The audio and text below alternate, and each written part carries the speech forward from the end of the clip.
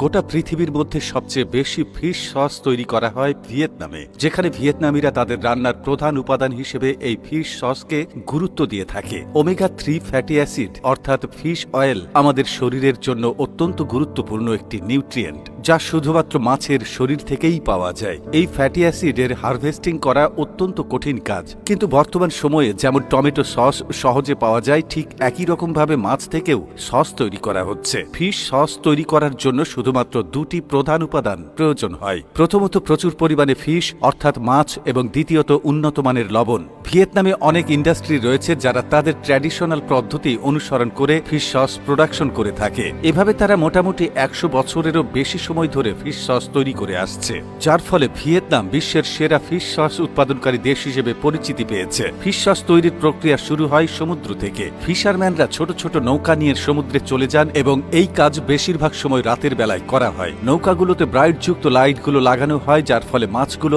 এক জায়গায় আসতে থাকে। ফিশ সস তৈরির জন্য সবচেয়ে বেশি অসফস মাছের প্রয়োজন হয়। মাছ হারভেস্ট করার সাথে সাথেই নৌকার মধ্যে লবণ দিয়ে প্রিজার্ভ করে রাখা হয়। মাছ ধরার পর সেগুলোকে সকালবেলায় নিয়ে আসা হয় এবং লবণ দেওয়ার ফলে মাছগুলো একেবারে শুকিয়ে গেছে, এতে কোনো রকম জল থাকে না। বিশাল ব্যারেলগুলোতে মাছ ভর্তি করে লবণ মিশিয়ে লং টাইম ফার্মেন্টেশন করা হয়। প্রতিটি ব্যারেল 13 টন পর্যন্ত মাছ ধারণ করতে পারে। ব্যারেলের নিচের পাইপ দিয়ে জল বাইরে বেরিয়ে আসে, যা লবণের ডেনসিটি পরীক্ষা করে দেখার জন্য ব্যবহার করা হয়। যদি লবণের ডেনসিটি কম থাকে, তাহলে ব্যারেলের মধ্যে আরো বেশি লবণ দিয়ে ব্যালেন্স মেইনটেনেন্স করা হয়। এই ব্যালেন্স মেইনটেনেন্সের ফলে সসের কালার গাঢ় এবং লবণাক্ত ভাব কমে যায়। 6 থেকে 7 মাস পার হওয়ার পর লবণাক্ত ভাব কেটে যায় এবং লিকুইড গাঢ় হতে থাকে। 1.5 থেকে 2 বছর ফার্মেন্টেশন শেষে সস একেবারে মিষ্টি হয়ে যায় এবং এতে হাই প্রোটিন পাওয়া যায়, যা অন্য কোনো প্রোডাক্টে পাওয়া যায় না। এর ফলে ভিয়েতনামের ফিশ সস মার্কেটে বেশি দামে বিক্রি হয়। ভিয়েতনামের ফিশ সস বিশ্বের অন্যতম মূল্যবান এবং উচ্চমানের ফিশ সস হিসেবে স্বীকৃত।